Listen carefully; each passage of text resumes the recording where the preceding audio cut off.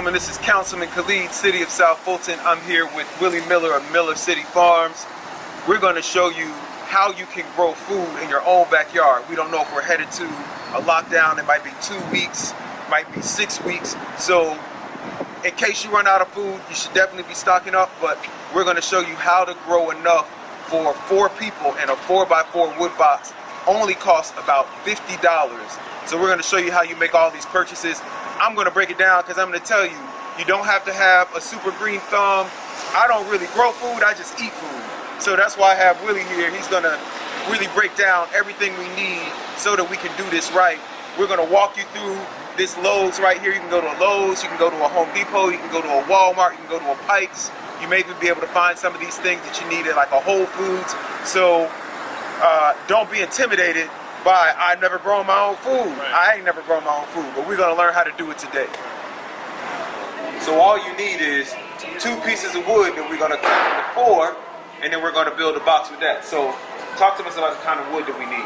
So you're in Georgia. Your biggest concern is that you're going to be concerned about termites. So what you want to do is you want to get some wood that is either pressure treated, or for this it says severe weather. Because it rains a lot in Georgia.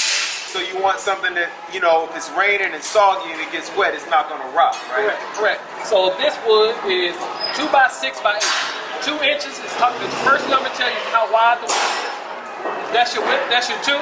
Your 6 tells you from top to bottom how the width is when you're sitting it on the wood, on the ground, and then the 8 tells you the actual length of it. So you're talking about 8 feet. So this is what you need. You need 2 pieces of this wood. Get it cut.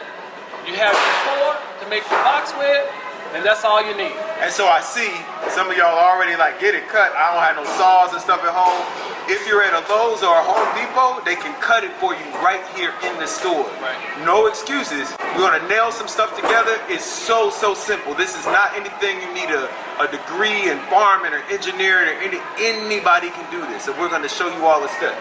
So we wanted to get the pressure treated wood. Some stores will not cut pressure treated wood. Some stores will. Pressure treated wood is preferable, especially because of the rain in Georgia and the termite.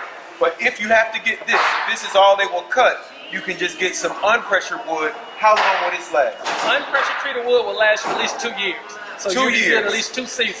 2 seasons. So if you got to get this, don't worry. We can do 2 years on this.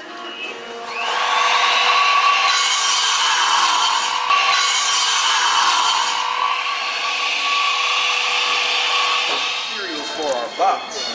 Now we gotta be able to nail it together. All right. So now that we have our 4x4s, we just got them cut, right? Now we gotta build the box. And I know a lot of y'all are already like intimidated, like I don't really build. I'm gonna just be a man and say like I don't really build stuff. I'm not one of these dudes around here like making shelves and whatnot. So I see a whole bunch of nails here. Really, what do we need to make this? I just want to make these 4 boards stick together. You need some common nails. Box of common nails, and you need those nails to be at least 3 inches long, because the boards that you're working on, they're going to be 2 inches thick, so you need nails that's going to penetrate the first 2 inch and then go in another 1.5 inches into the next board, and that's going to give them a nice hole. So common nails, wide heads at the end so that they don't go all the way through your wood is what you need. These are galvanized nails, so that means that they will last a long time out in the weather. You don't have to worry about them rusting or anything like that. That's what you need. So break it down for me. It's like we probably don't need, what is it, 60 nails in a box? Yep. What do I need? Let's say these are my 2 sides. How many nails am I putting in each? You're putting in each corner 3 nails. Top, bottom, center. And that's how you're going to put it in. You're going to put them in at the top, square the bottom up, put it in at the bottom. Now that your bottom is squared, then you're going to put it in the center. 1, 2, 3. So you do that 4 times. That's 12 nails. Now, if you're really fancy, you could do the brackets or whatever. If you know how to build boxes, you could do more. But if you don't, all you need is a hammer, 12 nails, 3 inches. You got your stuff for your box. Now we're going to learn what you put in the box so you can grow your food. All right. So the next thing we're going to do is go back here to the lawn and garden section. to get the actual stuff that we put in the box that we just made. All right, so we got our wood cut into the four pieces. We're gonna throw our nails in here. This is our box. My question is, like, do I just put this box on the ground or like what? The biggest challenge that you're going to have in Georgia is going to be the weeds trying to grow up into your box. So two things that you can do. You can either get some cardboard, lay cardboard on the ground first, 2 layers of cardboard, thick cardboard, then put your box on top, build your box on top and set it on top of the cardboard, or you can get some plastic, put it on the ground, put the cardboard on top of that, and then put the box on top. And now you have 2 layers to keep the weeds out. Because what you don't want to have happen is, as your food gets to growing, the weed starts coming up. Because the weeds coming through your box, they're going to start pulling the nutrients from your plant.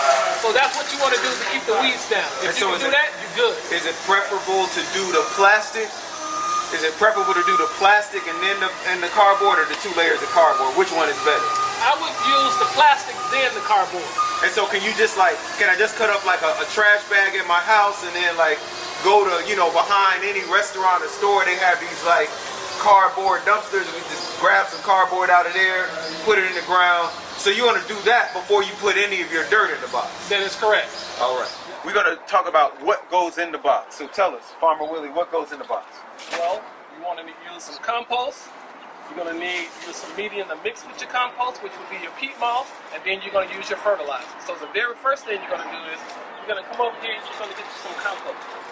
Black cow compost is one of the very best compost that you can use because it actually has some nutrients already in it. Just so you know, when we talk about compost, we talk about manure, right? Correct. All right, we're talking about manure. So if you look at this bag, it has .5, .5, .5. That's basically your NPK. That's what your plants need to grow and live and to get large. Nitrogen, phosphorus, and potassium. So we're taking you back to the periodic table. But you don't have to remember the elements. Just remember you're looking for 3 things with equal numbers. It's like spades. We're looking for a house. So 5, 5, 5, 10, 10, 10, 4, 4, 4. You want it to have equal parts of everything because that's going to give you the most versatile kind of soil to grow the widest variety of fruits and vegetables in it, right? Correct. All right, so you start with your black cow manure. The next thing you're going to do is you're going to move down to the medium that you're going to mix in with your black cow. And just to let you know, right, $5. So we're going to price all this. We're going to keep this under $50. So I'm going to get this bag, and then where are we going to next? All right, so what's next? Our growing medium. This is actually our peat moss. Peat moss is a good medium to mix in with your compost because you have your compost that's actually feeding the plant, but then you have something that the roots have got to grow down through, and that's what this peat moss is. So if you look at it, it's a very light, fine substance that will mix in well with your fertilizer, will hold a lot of the water that's necessary for your plants to grow, but more importantly, it doesn't have any weed seeds in it. So that means you're not dealing with weeds and things during the growing season. And so, if you think about this, it's like we're cooking, right? Before we even have the fruits and vegetables, we making a dish. You got 3 things you're gonna put, 3 kinds of dirt you're gonna put in this box. Regular dirt, you got your manure, and then you got your nutrients. Then we're gonna mix it all together like a little gumbo, and then you throw the seeds in there, and stuff just start growing out of it, right? That's what's up. And then the most important thing is that this whole entire container that will fill up your box is only $12.48. You actually have enough here for the boxes that you're going to build to actually build a box and a half. That's how much medium you have. So if you have a family member that goes in on another one, you guys can, instead of building 2 boxes, you have enough material to build a total of 3 boxes. You see, if you got some people in your neighborhood, because this may be a time for us to come together, right, and people see you building this little box, be like, hey, I got a little bit extra, you know, let's do a box for you and your family, because this is going to feed a family of 4, right? Correct. Gotcha. This is the last ingredient in our growing gumbo, right? We got the dirt, we got the manure, so now we need the food. This is the plant food that actually feeds the plants, right? Correct. So what we have here, when you come in the store, you're going to see there are tons of bags. They're all different types of flavors for the plants. The easiest way to find out what you need is you're looking for something that says all-purpose. And it's all-purpose because it feeds the plant all that it needs. All the NPK is necessary is in a bag like this. And look, you can see on there, they got the apples, they got the tomatoes, they got everything that they can grow. So you can grow a diverse set of things. And he's going to turn it over on the back and show you. Remember how we were talking about the 5, 5, 5, 10, 10, 10? You want all of the same soup. right? So you turn it over, you want that same, you want to find the same, they don't have to be the same number. Like we got 5, 5, 5 on the soil or 10, 10, 10 on something. They just need to be 3 of the same kind. You look, spade, y'all, 3 of the same kind. And then the plants will basically eat this. And this is what's necessary, because if you don't have this fertilizer, what will happen is that the plants will grow up nice and beautiful, get all the sunlight, and then they will wilt and die because they don't have the nutrients necessary for them to grow. So this is important. The same way that we're getting food for ourselves, the plants must have this food in order to grow.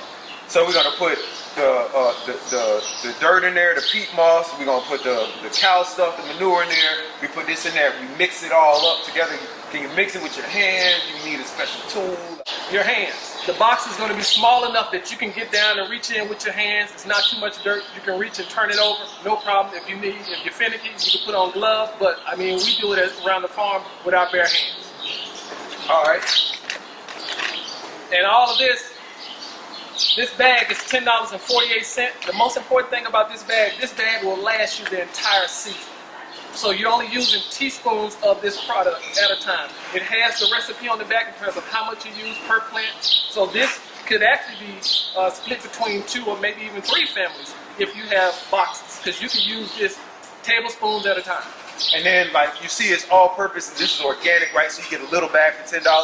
Over there in the back, they got bigger bags that are not organic that are like $10 or $8. So maybe you can't get to a Home Depot or Lowe's. Maybe you can just get to a Walmart, you know what I mean, or a Kroger, and they may not have all these choices, but you want all-purpose, 3 of the same soup. Correct. Remember, you don't have to get the little cute organic bag. If you're in a Walmart or if you're in some place that they're out of that stuff, you can come get a big bag. Remember, you're looking for all-purpose fertilizer. You're looking for that 3 of the same soup, 10, 10, 10. You can see this isn't organic, so you get a big old 40-pound bag for $14.48. That's really good if you want to work with your neighbors. They might see you doing this. They might see the videos and say, hey, let's go in and get a box together. Maybe you don't cut the box in half and do the 4x4. Maybe you do an 8x8, so 2 of y'all are working in a box together. That'll feed 8 people. You can get a bigger bag like this. All right, so we got the soil. We made our little mixture. So now we got to put stuff in there to grow. So let's talk about growing this food. So we are now in the winter months, going into spring, and then we're going to hit summer, and then we're going to hit fall. Those are the seasons in which we're growing it. So what you want to understand is that there are only a couple things right now that you can start out with. You're going to have your greens like your collard greens, like your kales, like your mustards, like your turnip greens. Those are things that are necessary to put in the ground, and they will be ready to eat within 30 to 35 days. So an example, kale.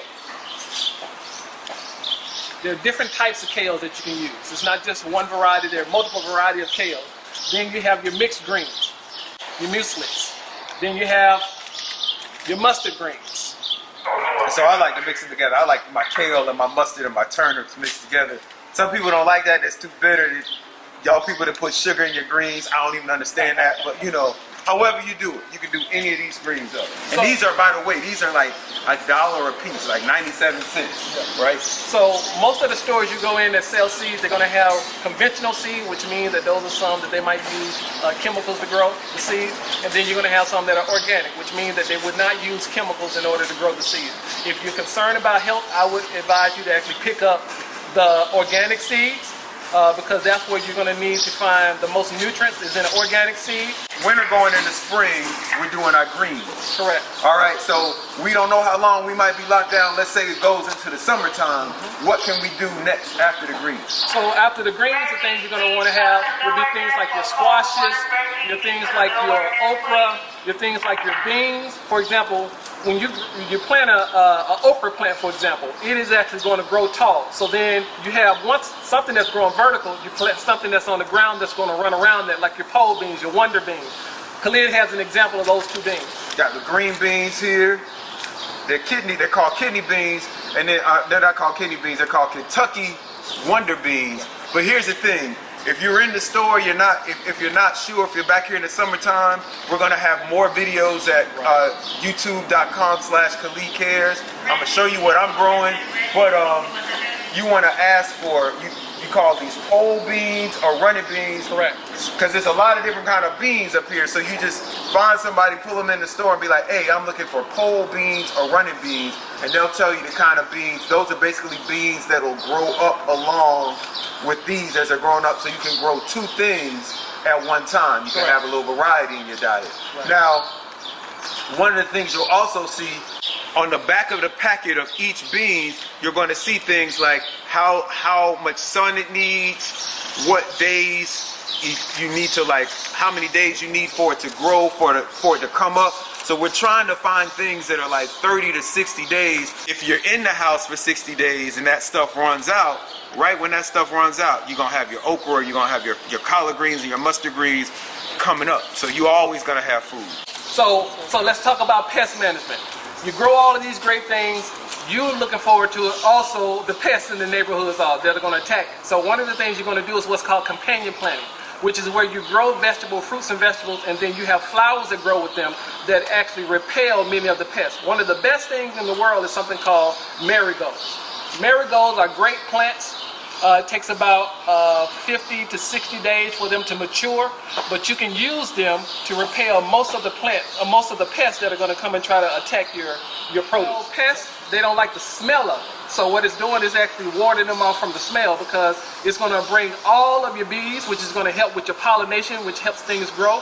But then it's going to, that same aroma that attracts the bees is going to repel many of the pests that want to eat up your produce. Marigolds are excellent for that. So instead of spraying a bunch of pesticides and chemicals on your food, there's actually naturally things that you can just plant that will keep the pests away. Correct. We're trying to be as natural as possible here. We're at about $40 or $50 with our box right now. If you got a little bit more money, we want to talk about once you start growing things. If you live in a hood like I do, where you got a couple of stray cats, stray dogs, things running around, you want to protect your harvest. So, Farmer Willie, how do we do that? Fencing.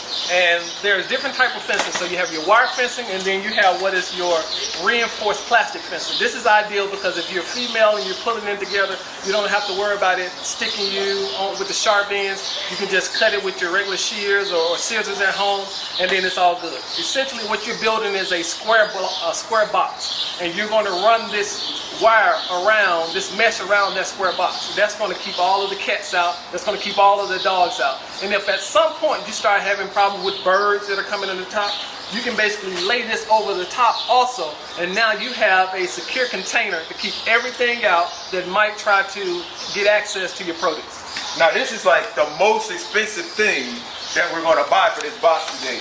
This one here is $34. Now they got some cheaper ones. Tell me why I can't just get this one that's like $14. Well, a couple issues with this. One is that it's very heavy, so all of the extra weight that you add into the box, if you have to move it, now you're adding more weight to it having to move.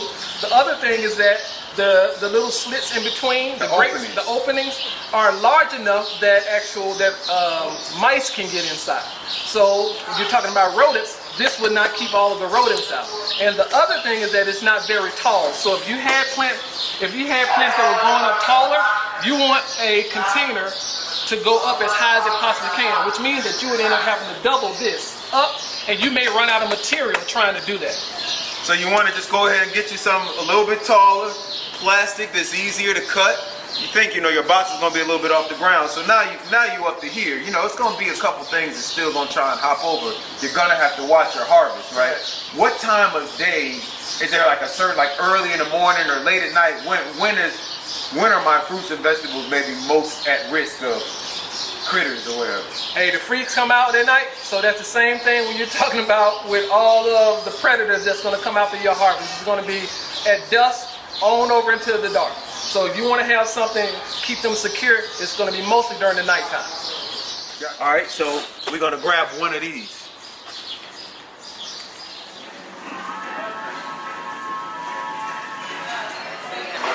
We're at exactly $48 without tax, so about $50 with tax.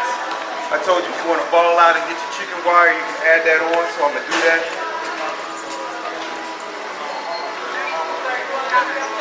All right, that took us up to $82. So that's where we're at. So we're done. came up to $100. We got a little bit more expensive wood. Remember, I bought the chicken wire, but remember, this $100 box is gonna grow us food for how long? For the entire season. For the entire season. And we got some extra seeds for the summer. So we got like 6 months of food for 4 people. So remember, if you got a family of 4, if you got a neighbor, if they want to go halving with you on the box, if you want to get for basically a couple dollars more, right? For like maybe $10 more, you could do the 8x8. Yeah. 2 of them can be working in the box. You can feed 8 people. You can feed 2 houses. So this is how we're gonna feed ourselves if we have to. All right, so now let's see if we can fit all this in the car because I got a lot of stuff. But it should all fit, right? So remember the 4x4s, the boards, we cut them in half, so you really only need 4 feet. 50 feet long.